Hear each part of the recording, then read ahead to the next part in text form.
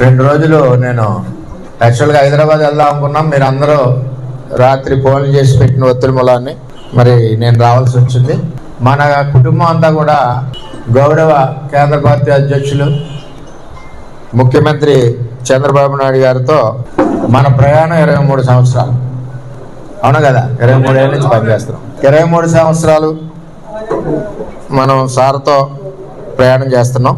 మనకు అధికారం ఉన్నా లేకపోయినా ప్రజా సమస్యల మీద పోరాడుతూ ఒక కుటుంబంలాగా, చంద్రబాబు కుటుంబంలాగా మనందరం కూడా పార్టీకి అండగా, ప్రజలకు అండగా ముందుకెళ్తా ఉన్నాం.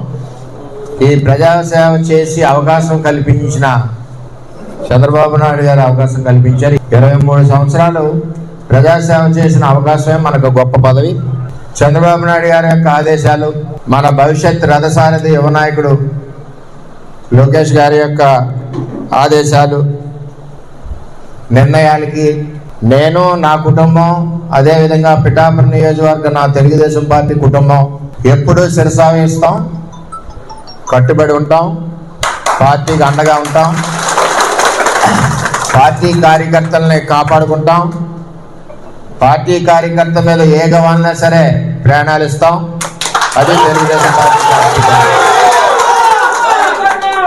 ఉదాహరణ, చంద్రబాబు నాయుడు గారి ఆదేశాల మేరకు కూటమి నిర్ణయానికి కట్టుబడి నేను, నా శ్రీమతి, నా కొడుకు గిరీషు, అదేవిధంగా మన నాయకులు, వారి శ్రీమతులు, వారి పిల్లలు అందరం కూడా కష్టపడి పనిచేసి గౌరవ చంద్రబాబు నాయుడు గారు ఆదేశాలు, ఆయనకి గౌరవం, ఆయన ఇచ్చిన ఆదేశాలకి అనుగుణంగా ఇంటింటికి ప్రచారం చేసి చంద్రబాబు నాయుడు గారి గౌరవం నిలబెట్టింది పిఠాపురం తెలుగుదేశం పార్టీ అని చెప్పి తెలియజేస్తాం.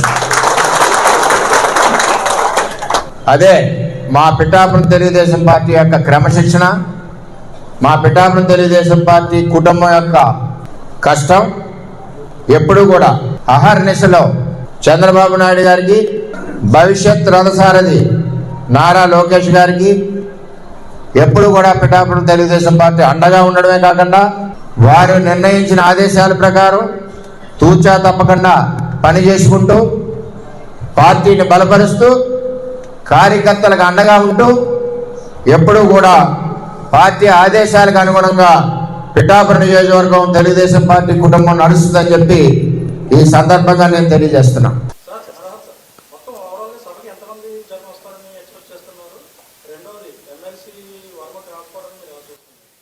ఏమంటే సభ అనేది మేము పిఠాపురంలో పార్టీ అధ్యక్షులు పవన్ కళ్యాణ్ గారు పిఠాపురం ప్రజలకి మనస్ఫూర్తిగా ధన్యవాదాలు తెలుపుకోవడమే కాకుండా మా పార్టీ యావత్ యంత్రాంగం, మాకున్న కమిటీలు, ఎగ్జిక్యూటివ్ బాడీ, వివిధ నియోజకవర్గాల శాసనసభ్యులు, పార్లమెంట్ సభ్యులు అందరం కూడా ఒక కృతజ్ఞతా భావంతో మా పార్టీ అధ్యక్షులు పవన్ కళ్యాణ్ గారిని అంత అద్భుతమైన మెజార్టీతో గెలిపించినందుకు ఈ సభని పిఠాపురం నిర్వహిద్దామని మేము అందరం కూడా కోరాం.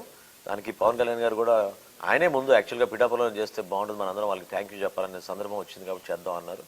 సో డెఫినెట్గా ఈ సభ అనేది వాళ్ళకి అంకితం చేస్తూ వాళ్ళు ఏ విధంగా కష్టపడి కష్టకాలంలో కూడా దుర్మార్గమైన గత ప్రభుత్వంలో కూడా ఎదుర్కొని నిలబెట్టారో దాన్ని మేము గౌరవించడానికి ఇది ఒక చక్కటి అవకాశం. అదేవిధంగా వర్మ గారు చాలా సీనియర్ పొలిటీషియన్ అండి. ఆయన కూడా సుదీర్ఘమైన ప్రయాణం చేశారు, ఎన్నో ఇబ్బందులు పడ్డారు. గతంలో కూడా చూసాం మనందరం కూడా. ప్రతి నాయకుడు రాజకీయాల్లో అటువంటి 5 సంవత్సరాలు ఎవరు కోరుకోరు, అట్లా ఉంటాయని కూడా ఎవరు ఊహించుంటారు. సో వర్మ గారు కూడా ఆ విధంగా ఇబ్బంది పడ్డారు. అయితే పదవులు ఎవరికి కేటాయిస్తారనేది ఏ పార్టీ అధిష్టానం అది నిర్ణయం తీసుకుంటారు.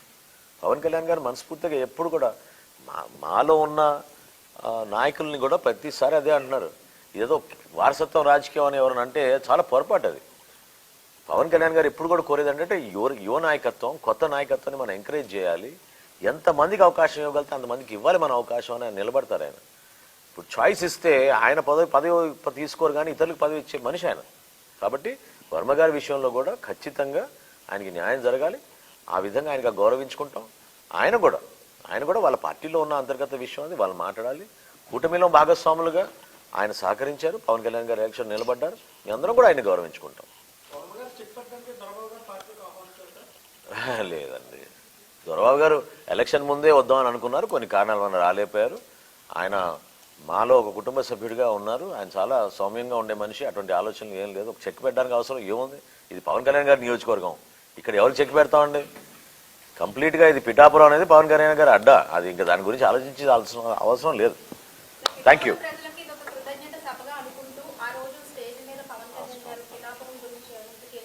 అఫ్ కోర్స్ ఇప్పటివరకు జరిగిన కొన్ని అభివృద్ధి కార్యక్రమాలు ఏ విధంగా కష్టపడి క్యాబినెట్లో కూడా కొన్ని తీర్మానాలు చేపించి ప్రత్యేకంగా శాంక్షన్ చేయించారో పిఠాపురం గురించి అవన్నీ కూడా వివరిస్తారు పవన్ కళ్యాణ్ గారు. అంటే ఎక్కువ మందికి తెలియకపోవచ్చు, కానీ చాలా అద్భుతమైన కార్యక్రమాలు ఈ 8 నెలల్లోనే పవన్ కళ్యాణ్ గారు ఉప ముఖ్యమంత్రిగా అయినాక పిఠాపురం శాసనసభ్యుడిగా ఆయన ఒక బాధ్యత తీసుకుని అనేక అభివృద్ధి కార్యక్రమాలు మంజూరు చేయించారు, వాటి గురించి వివరిస్తారు.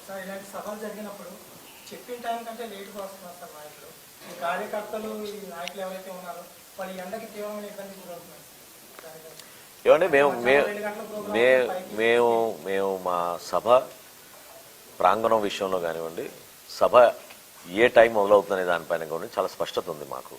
4 సాయంత్రం మా సభా కార్యక్రమాలు మొదలవుతాయి. సో ఎవరికి ఇబ్బంది కలగకూడదు, ఎవరికి అసౌకర్యం కలగకూడదు. పవన్ కళ్యాణ్ గారు ప్రతి సందర్భంలో చెప్పేది ఏంటంటే, తిరిగి ప్రయాణంలో వెళ్ళేటప్పుడు అందరినీ మీరు జాగ్రత్త చూసుకోండి, వాళ్ళ ఇంటికి క్షేమంగా వెళ్ళాలి, ఎవ్వరు కూడా ఇబ్బంది పడకూడదు. అందుకే ఇందా చెప్పాను నేను, వాతావరణంలో కొన్ని మార్పులు వచ్చినాయి, మేము అన్ని విధాలుగా పుచ్చకాయలు కానివ్వండి, మజ్జిగ కానివ్వండి, వాటర్ కానివ్వండి, ఓఆర్ఎస్ ప్యాకెట్లు కానివ్వండి, ఎవరు కూడా డీహైడ్రేట్ కాకుండా ఉండడానికి కోసం, అదేవిధంగా సభలో కూడా అందరికీ కూడా స్నాక్స్ అవి ఏర్పాటు చేసే విధంగా అన్నీ చూసుకున్నాం. ఎవరికి పొరపాటు జరగదు. మాకు ఒక అద్భుతమైన మెడికల్ టీం ఉంది, మాకు వాలంటీర్స్ టీములు ఉన్నారు. వీళ్ళంతా నిస్వార్థంగా పనిచేసే వ్యక్తులు చాలా మంది ఉన్నారు. ఎవరికి ఎటువంటి అసౌకర్యం కలగదు. థ్యాంక్ యూ అమ్మా. తల్లి నువ్వు చాలా రోజు కలుద్దామని చెప్తున్నాగా మీకు అమ్మా, ఎవ్రీడే కలుద్దాం అమ్మా, సరేనా?